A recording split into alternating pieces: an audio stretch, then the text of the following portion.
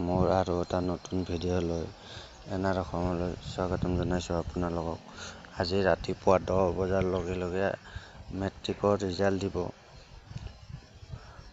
2025-25ৰ মেট্ৰিকৰ ৰিজাল্ট দিব। তো মেট্ৰিকৰ ৰিজাল্টটো আপোনালোকে কেনেকৈ চেক কৰিব? 10 বজাৰ লগে লগে আপোনালোকে মেট্ৰিকৰ ৰিজাল্ট চেক কৰিব পাৰিব।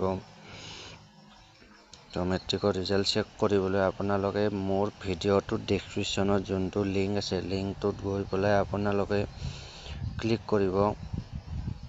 ক্লিক কৰি ইয়াতে আপোনালোকৰ এনেকুৱা এটা ইণ্টাৰফেচ আহিব। ইণ্টাৰফেচটোত ইয়াতে এছাম HSLC ৰিজাল্ট 2025 বুলি থাকিব। তাতে আপোনালোকে ইয়াতে দেখিব 11 এপ্ৰিল 2025 10:30 AM বজাত আপোনালোকে ইয়াতে ৰিজাল্টটো চাব পাৰিব। ইয়াতে ক্লিক কৰিলে আপোনালোকৰ ৰিজাল্টৰ ৰোল নাম্বাৰ আৰু যিবিলাক ইয়াতে আপোনালোকৰ নাম্বাৰ, ৰোল নাম্বাৰ এইবিলাক লাগে, তাত আপোনালোকে ফিল আপ কৰি দিব।